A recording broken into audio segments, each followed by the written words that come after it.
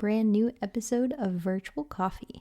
My name is Alexa Collier, and on this podcast, I chat with small business owners where we discuss their journeys, their perspectives, their pieces of advice, and sometimes I'll do solo episodes to share what has been on my mind.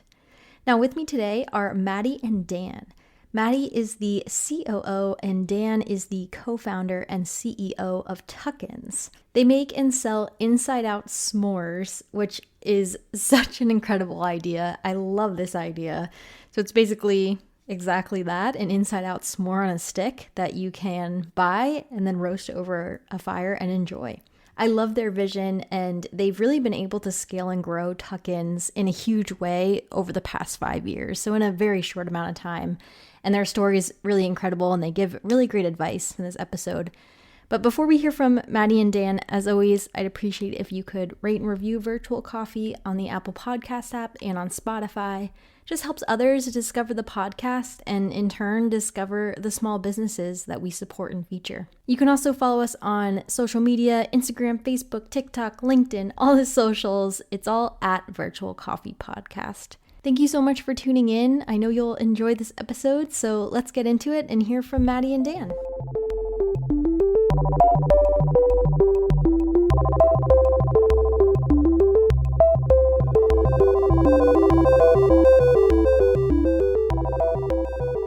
Welcome, Maddie and Dan. Thank you so much for being on Virtual Coffee today. Yeah, thanks for having us. Of course, yeah. Looking forward to our conversation as always. So, kick us off. Just introduce, yourselves a little bit, and maybe introduce us a little bit to your business, Tuck-ins. Sure. So I'm Dan Zeplowitz. I'm one of the co-founders, CEO of Tuck-ins, and we are a inside-out s'mores company. We hand make them. We sell them all over the country.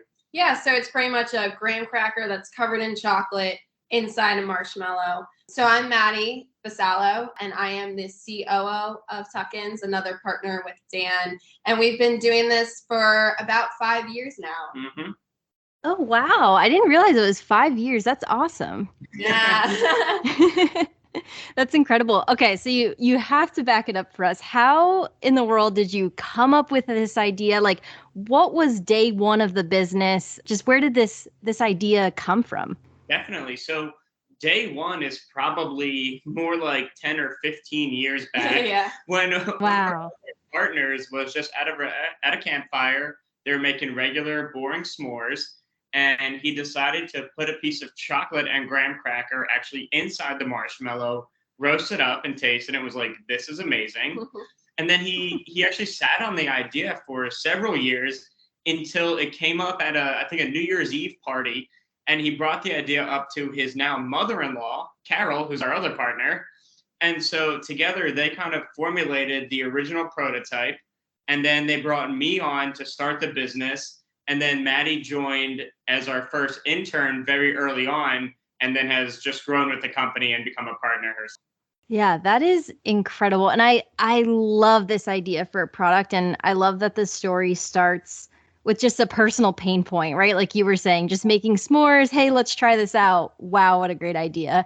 I think it just shows ideas for businesses can come from anywhere, right? It doesn't have to be, I don't know, this like extreme moment in someone's life. Like it can just come from a little moment. Yeah, for sure. Exactly. What's kind of the day in the life for you both with the business? I know you say, you make them yourselves. Do you guys have a part in that? I'm always just curious kind of what your day is like and where you're involved in certain parts of the business. Yeah, for sure. So we actually have a full-time staff in a kitchen. So we're based in Philadelphia. We cook out of a community kitchen. So there's a bunch of other businesses in there, but we're in there full-time. We have about 15 full-time staff that comes in. So every weekday they're making them. Dan and I will be in there every once in a while, but we also work in a co-working space a few miles away in Philly. And so we come in here, we work full-time. We also have a co-op who she's full-time intern at the college that Dan and I both graduated from in Philly. And so we're doing the day-to-day, managing the online sales, marketing, operations. We also have a shipping team that Dan's mom actually runs for us right outside the city near where Dan grew up. And so we have a little shipping team there that handles all of our shipments. So we're kind of scattered all over the place, but it's a big team that's really doing all this. Yeah. And I really wish I could give you an answer of what we do day to day. I would love for it to be consistent, but depending on the day, depending on the month, depending on the hour, we're either, we're in the kitchen. I focus a lot on the kind of the long-term financial planning. Maddie focuses a lot on kind of the marketing and the strategy around that. So day to day, we're taking meetings, we're delegating tasks, we're coordinating amongst ourselves, amongst our different teams. Like Maddie said, our kitchen team, our back-end operations, our shipping team. So it's chaos, but we like to say it's organized chaos, but I don't know how often that's actually true. Yeah. That's awesome. It sounds like a beautiful chaos. Yeah, exactly.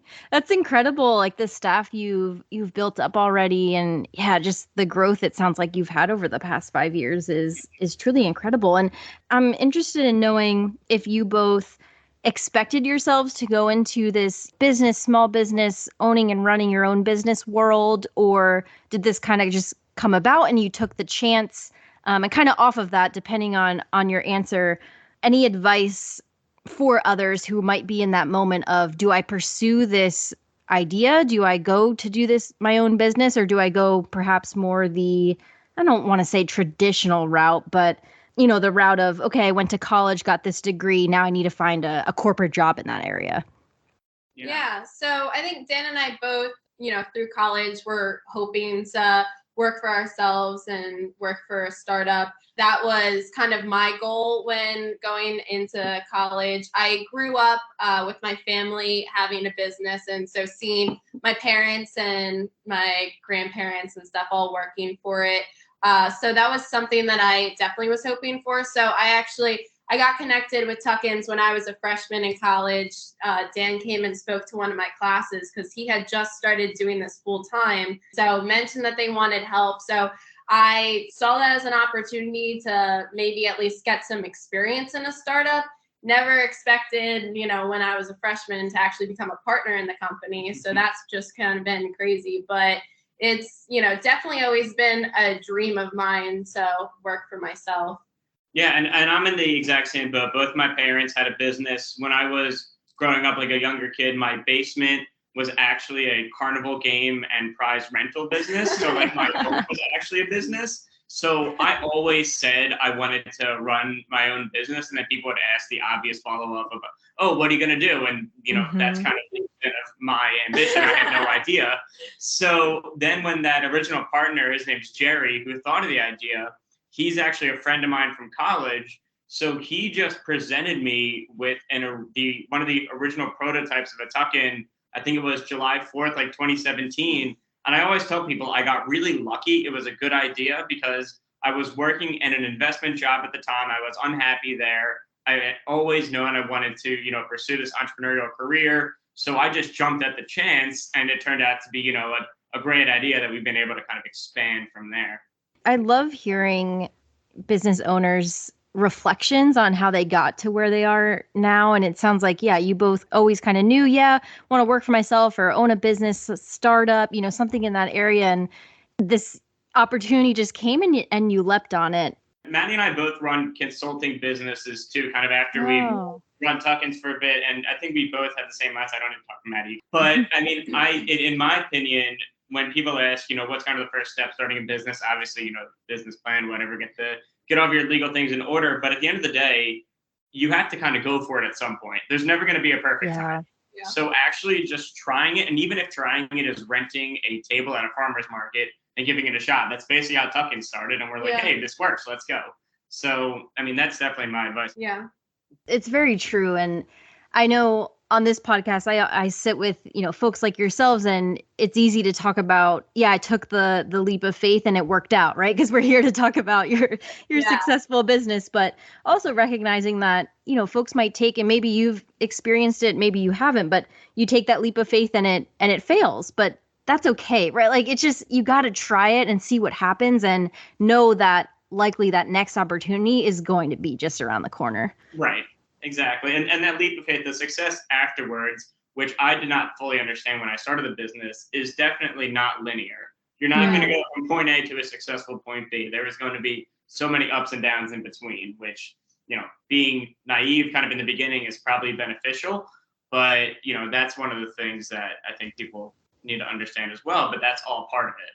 Yeah, because I mean, like you were saying, you didn't realize we were around for 5 years. We didn't really start getting the name out until the past little over 2 years. So that's kind of, before that we were just kind of doing like the little street festivals and stuff, just really Philly focused. We were kind of known around Philly, but it wasn't until recently where we really started, driving the online traffic and stuff that we were able to really get the name out. So it's kind of like 2 phases of the business. Yeah, that's a great point, actually, because and then failure is too strong a word, but it's more, Dan, how you were kind of saying the ups and downs, right? It's not always going to be up, up, up, which is exactly what you were saying. It's not going to be that consistent growth. You're going to have those mini failures, mini setbacks, whatever you want to call it. But if it's truly what you want to do, just keep going, keep taking those leaps of faith along the way. Yeah, for sure. I appreciate your reflections. Want to get into the products themselves. Describe, some of the flavors you have. Certainly don't have to describe them all, but maybe some of your highlights. Just give our audience a taste of what exactly it is you sell. Yeah, so our main flavor is the classic s'more. So that tastes just like your regular s'more. We have a handmade graham cracker at the center. We cover it in chocolate, and then it's inside a vanilla marshmallow. The marshmallow is homemade, so it's a little more gourmet, a little different than a jet puff marshmallow, which a lot of people end up saying that they really like. They're all on a stick already, so you just unwrap it and roast it, and it's ready to eat.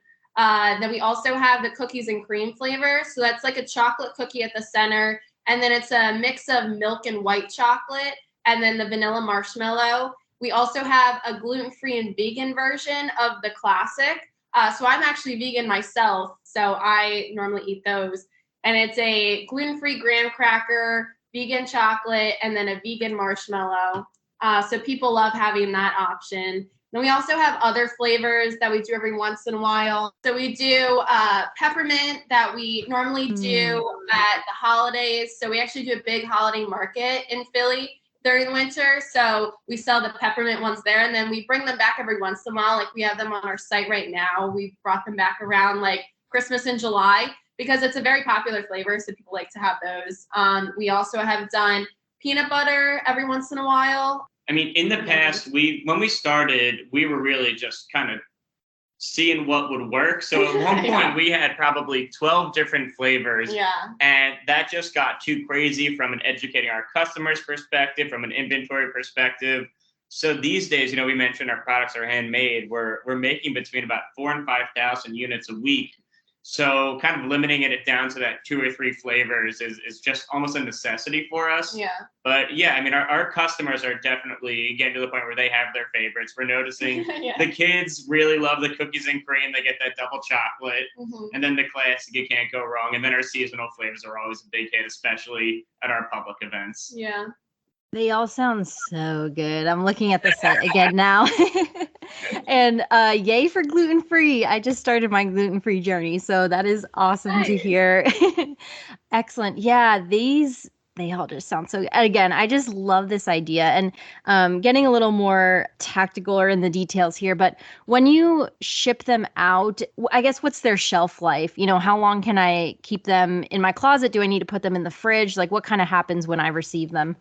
Yeah, so we normally say they last sitting out for up to 2 weeks. Okay. That takes into account, by the time you get them, it should be around 2 weeks. So we actually store them frozen before we ship them because they freeze really nicely. So they defrost on the way to you. You can leave them out for up to 2 weeks, and then you can freeze them for up to 3 months. And they freeze and unfreeze very nicely, which is very helpful for us. We're actually, though, in the process of hopefully getting new packaging that would enclose the entire product. So right now we wrap, it's kind of like a lollipop the way we wrap it, the marshmallow part, and the stick sticks out. So that allows for air to get into the packaging. So we're hoping to enclose the whole thing in an airtight seal. And then we would be able to hopefully extend the shelf life way more. And that would help with, getting into more grocery stores and stuff like that. Excellent. Yeah, I wasn't sure if it was like you had to use them right away. So I mean, 2 weeks, that's pretty good. Thinking of your wholesale, like I'm just thinking of ideas of even like a summer kids camp, right? Like partnering with them and them buying these in wholesale. I don't know, what's the wholesale journey been like for you both? Any highlights you want to share there? Yeah, I mean, in the beginning, it'd maybe be more like lowlights because we weren't interested in wholesale at all, really, for the first probably 3 years of the business, and that was strictly from an inventory and a margin perspective. We were making as many as we could and selling them at the retail price at that time was probably like $4, or maybe it at bulk rates for around $3.50. So in terms of wholesale, we really didn't explore that until very recently, until we started getting our production up. And then I don't know what, I think actually an expo reached out to us and it like clicked off a light bulb that I don't know why we were never selling into large campsites before, but we ended up going to a convention that had like almost 100 campsite owners, and we were like a massive hit instantly. So we sold, I don't know, probably like 10,000 units that day. Yeah. Wow. And so kind of from that, and all these campsites are interconnected, we really started to break into that space. We started to break into some smaller mom and pop. And then like Maddie mentioned, once we get our improved packaging, we're really hoping to kind of start moving into those larger big box stores too. Yeah, that makes sense. Yeah, I really appreciate when businesses like yourselves are able to partner with even other small businesses, or in your case, like, yeah, those campsites are perfect, like people to connect with, and just spreading your idea and product as far as it can go. I'm glad you guys were on that wholesale journey. That sounds fun. Yeah. And where are you able to ship? Is it just in the United States? Do you do international? Yeah, so right now through our website, we ship anywhere in the continental US, but then we like have notes on there if people want us to ship. We actually through TikTok have been getting a lot of interest in Canada. So if someone reaches out and they're in Hawaii, Alaska, or Canada, we will kind of just send them an invoice for whatever the specific shipping is to those areas.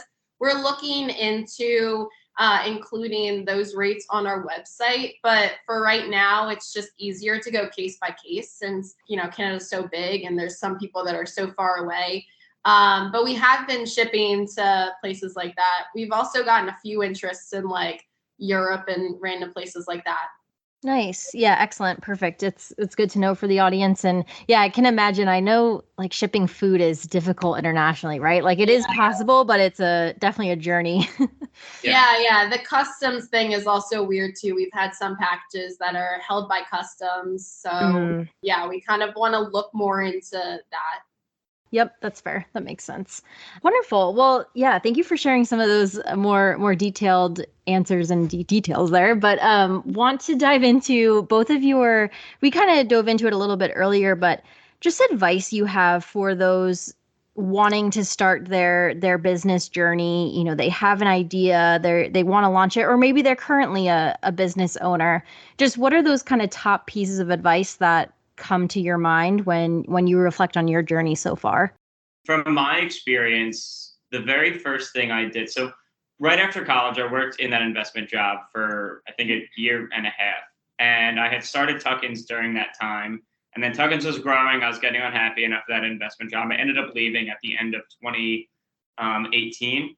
And legitimately, the first thing I did was I emailed a couple of my old professors. And that's actually how I got connected with Maddie. And that's how we ended up growing Tuck-ins by like employing college students. And, from 7 different degrees of separation got us to this point. So pretty much my biggest advice is, if you don't have connections with college professors or whatever, is just networking in general and just speaking with people and getting your name out there and getting as much advice as possible, because there are, every business is obviously unique, but people have grown millions of businesses across all different types of industries. And there is so much knowledge out there that unless you're actually out there or virtually out there during the pandemic, and talking with people, it's going to be very hard to attain and actually put to use. Yeah, and I would also say something else that we try to focus on is listening to our customers. So when Tuck-ins first launched, the product was not perfect, and that was yeah, it wasn't that good. I mean, the marshmallow, when I joined, the marshmallow was so hard. The graham cracker was weird. It's come a very, very, very long way. Yeah. But it was known that it wasn't perfect when launching, but instead of spending a bunch of time just hyper focused on making what we thought was the perfect product, we just listened to our customers. There's been things as small as we were putting cinnamon in our graham cracker because we thought that there was cinnamon in graham crackers, and a bunch of people were reaching out saying, why does this taste like cinnamon? And we were like, oh, we looked at a box of graham crackers and we were like, oh, there's no cinnamon in graham crackers? So we made that little tweak. Or, if people have feedback about the marshmallow or anything. For a while, our graham cracker was really hard because we were trying to get it crispy. And then we realized that we needed to be crunchy, actually. So that was a big change for us. So just being open to that feedback and changing based on it has just been also very helpful. And, we just kept thinking we knew what we wanted for the product, but actually what's most important is what the customers want, because they're the ones actually buying it. Love it. Yeah, great pieces of advice there. Networking and customer first. Yeah, completely agree with both of those. I mean, on that networking piece, it's just, I find so many people are just afraid to talk to others. And the worst thing that can happen is you don't get an answer, or they say no, thank you. And that's okay, right? Just move on to the next person. You just never know what connection you're going to make. And then of course, customer first. Yes, every business should be customer first. Love both of those perspectives there. Do you guys have any tips and tricks or best practices for getting it all done? And I'll expand on that. So it sounds like you both know clearly a lot about Tuck-ins. You have hats in almost every area of the business. You're talking wholesale, then you're talking customer first. You have this wide depth of knowledge about the business. And even for virtual coffee, right? I have all these ideas and I find it overwhelming of where do I start? What idea do I go hard on or go deep on? And there's also the day-to-day pieces of your business that need to be run. Just any advice there? And this is a selfish question of just how to almost compartmentalize or focus on the one priority that needs to get done that day. Kind of a vague question, but any thoughts there? Yeah, I mean, I think this kind of ties back in a way to us having a ton of flavors early on. Mm-hmm. And we see this a lot with a lot of small businesses in the sense of there's a trillion things to do, of course. But at the end of the day, there are certain things that absolutely need to get done in terms of growing your business or in terms of marketing yourself. So, I mean, I think our biggest thing, and we have the benefit of kind of having a nice staff that we can delegate out to and allow Maddie and I to really focus on our huge project now is trying to get into our own kitchen and automate the facility. So what we try and do is we try and delegate things that kind of take away from that and focus on the main picture, the main goals of what we need to accomplish. So, I mean, that is a little bit more difficult in the beginning, but I mean, we've tried also plenty of different kinds of software to organize ourselves, Google Keep. I mean, I know we use and are obsessed with Google Calendar. Oh, yeah. And that's honestly how we track everything. Yeah. But I would say overall is prioritizing things and just trying to focus on big picture items. And if you can, try and delegating things that you don't necessarily have to personally do away from you. Yeah. That's another great piece of advice. And especially on that delegating aspect, as you mentioned, at first it is hard to do that, right? You can't always have a staff or employees. But in that case, that goes back to another point you made of doing the highest priorities or the things that absolutely need to get done. Grow the business based on that foundation, based on the necessities.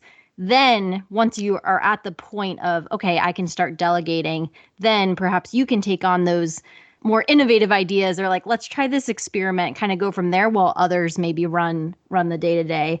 I like that picture that you painted there. Yeah, and it's extremely difficult. Like Maddie and I, Right. especially early on, would catch ourselves getting in discussions for an hour over the littlest of minutia. When it's like, okay, but right, like what is this new packaging going to look like? And we're talking about, what's the design for this info sheet? Yeah, and it also helps when you like have multiple people to bounce things off of, because one of us might be focusing on something that just is not the most pressing matter, and the other one has to be like, no, this is what's most important. We can deal with this. And even if it's like, we'll deal with this in a week, if there's other things that are more pressing that need to be figured out, we just need to figure out what is the best use of our time right now. Yeah, kind of doing those gut checks, it sounds like. And going off of that, do you guys have trouble, or maybe you're good at it, of like shutting off the business thought, to go hang out with family, friends, like live your life outside the business? Has that been difficult? I can imagine it is very difficult. What's your journey or perspective on that? And almost, I hate the word balance in this case. I just still haven't found a good word, but kind of that life, work, business, like how to not just do the business 24/7. Yeah, it's really tough. I mean, we both are like chuckling over here because we don't. It's like something that we're always thinking about, especially because some of our college students, if they have a lot of classes during the week, they're doing work over the weekend. So we might be getting messages that way. I mean, a big thing for me is I get a lot of the customer calls go to my phone. If someone calls the business, and then we also have like a chat on the website that a customer's chatting, and then they're trying to reach out. And so it's just tough because, I was actually just at the beach this weekend with my family. And so my dad was able to, he owns his own business, but he was able to not get any calls, but he was thinking, tomorrow on Monday, I'm going to get a bunch of calls.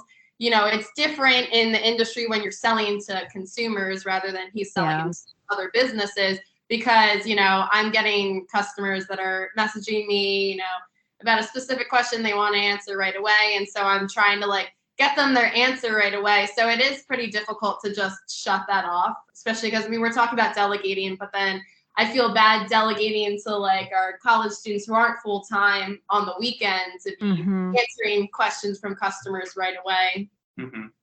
Yeah, I mean, I think it's like the old joke of like when I went from working 60, 70 hours in finance, making decent money, to working 80 hours, for myself.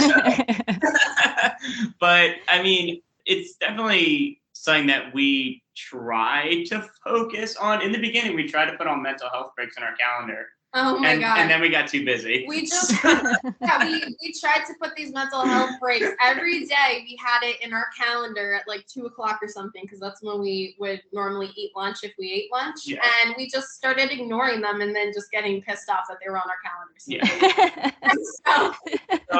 And to be honest, I'm not sure if other small businesses experience kind of the craziness that we have. And usually, like 65% of the time, it's positive. Like we're trending in the right direction. Yeah. So it's a little difficult to judge. But yeah, I mean, Maddie and I kind of being the two main point people on, like you mentioned, 7 different teams. It's a little crazy, but we're trying. I mean, the goal is once we kind of move into more automation and we're able to kind of grow out the teams a little bit, we are going to be able to delegate and, focus on those bigger picture items and have that. But in time, it'll be worth it, is what we tell ourselves. Yeah. It is, deleting those mental health blocks is so relatable. I think we've all tried that. And then it's like, no, this just needs to go off my calendar. Yeah. Like, it was like a week. It was like, well, can we do a meeting? It was like, forget it. Just yeah, exactly. Oh, that's really funny. But and I mean, even as you both were speaking, I was thinking maybe it doesn't have to be shut off. Like, especially in the beginning, as you're both describing kind of that it is positive, it is what you want to do. And there's times where I'm sure you wish you could just hang up on that call and not take it, but it's all about growth, right? And if it's your passion, if it's what you want to do, and as long as you have the vision or goal, or you're growing towards the direction of more delegation, of growing the employees, right? Because it's not sustainable to do it 24/7 for the rest of your life. That would take, I think, a very unique person. But as long, like you're saying, it will be worth it. And why does it have to be turned, like, does that have to be a bad thing that it's hard to turn off? I don't know. Maybe it doesn't have to be. Like, if it's really what you want to do, that can be a good thing. Like, you're growing your business, you're working hard at it. Mhm. Yeah, for sure. And customer service is always like super important to us. So I Yeah. mean, you could like turn off the chat and say we're only going to respond during the week. I mean, we've talked about, you know, setting more boundaries, like things like that. But you know, we want to be able to be reachable to our customers and help them out. I mean, if someone's trying to get an order and they're having trouble, you know, getting a coupon code to work, we don't want to have to be like, oh, we'll get back to you in 2 or 3 business days. We want them to be able to, you know, place their order. Obviously, it's good for us if they're able to place their order, but we also just don't want to be a pain. Yeah, it's decisions you're making to be a unique, innovative, customer first business. And I think as long as you understand not even the sacrifices, but kind of the implications of making that decision of, yeah, you have to take a phone call or answer a chat on the weekend. And if you're okay with that because you know the benefit, then that's okay. Like, that's a great decision then. Yeah. It's interesting. The whole like work-life balance topic, I always go back and forth on of, so for having the balance and being able to turn it off, but then if it's what you want to do, why do you have to turn it off? I don't know. It's a very complicated conversation that I don't think anyone's truly solved yet. Yeah, for sure. Mm-hmm. Well, wanting to dive into the future of Tuck-ins, we touched on some of this throughout our conversation, but where are you hoping to take the business? Any, future milestones, goals for Tuck-ins that you want to share? Yeah, so currently our plans, well, to backtrack a little bit, the last like 3-4 months of the year are always the biggest months for us. We do these 2 really huge public events in Philly, and then online sales and events, everything really pick up. So ideally, we're going to finish out the year really strong. And then we are hopefully in the process of closing on our own kitchen with some of that automation equipment. So ideally, come 2023, probably right away, we'll probably be able to double, if not triple, our production. Wow. And then really just kind of expand into all of those sales channels that we have been able to tap into, pretty much strictly from an inventory perspective. We actually banned the phrase "good problem to have" in our partner meetings because we got annoyed with hearing it. But every person I talk to tells me that, and the fact of the matter, it is true. It's just a problem when you're the partners. Yeah. Mm-hmm. But yeah, that's our plans right now, and hopefully we're only, it's already mid-August, which is hard to believe. So we're only 5 months away from that. Yeah, but there's like some exciting stuff like designing new packaging, and we're designing like a wholesale display. So just a lot of fun new steps like that we're hoping to take that are just starting to look very real right now. Yeah, no, that's very exciting. That's excellent. I always say I just look forward to seeing the growth and where you guys take the business and just continuing to follow your journey. And thank you for sharing your journey thus far on the podcast. Yeah, of course. Awesome. Well, the last question I end every episode with is, and I'd love to hear from both of you, is just in this moment, what is your proudest accomplishment so far? So it can be related to Tuck-ins, or maybe it's a completely different topic that we didn't even touch upon. But just so far, first thing that comes to mind, what is your proudest accomplishment? Yeah, so I actually just graduated with my undergrad this past June.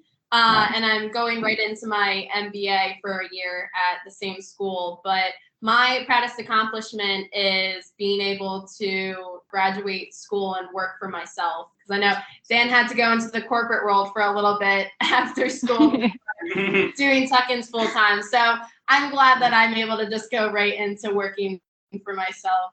And then for me, I think it's being the co-founder and CEO of a company that's lasted 5 years through the pandemic, and we actually just hit a milestone. We just hit $1 million in lifetime sales. Wow! Congrats! I never would have thought I would be in this position, especially selling inside out s'mores. We often kind of forget that we sell like a candy product because we're so involved in the business, and we step back and we eat our product. I'm like, oh yeah, this is just a delicious, fun treat. Yeah, this is great. It's actually really, really good product. Yeah. Oh, that's excellent. Well, congratulations to you both. I mean, just incredible success so far and also just so early on in your lives too. So, like I said, really looking forward to just following both of your journeys and see where you go with Tuck-ins and with any other, businesses that you get into. But before we sign off, where can people find you and Tuck-ins, social media, website? Where can they purchase them? Shout everything out. Yeah, so our website is tuckins.com. So that's tuck-ins.com. And then we're on Instagram. It's tuck.ins.com. Mhm. We're on Facebook. TikTok is the same as the Instagram. Twitter is tuck_ins. Pinterest, LinkedIn. We're on pretty much everything. We're on everything. Yeah. Just Google us. You'll find all the social media stuff on our website. Yeah. Perfect. And to purchase is just going to your website. Is that correct? Right to the website, or if you're going to be in the Philly area, our next public event is going to be the Eastern State Penitentiary. They do a haunted house, haunted prison, I guess is a better way to put it, for like an entire month. It's crazy. It's a big deal. They have, I don't know, probably 70,000 people come through. Wow. Mm-hmm. Well, that's awesome. Yeah, I hope everyone checks you out, whether it's online or in person. And thank you again so much, Maddie and Dan, for being on the podcast. Thank you for having us. Yeah, thank you.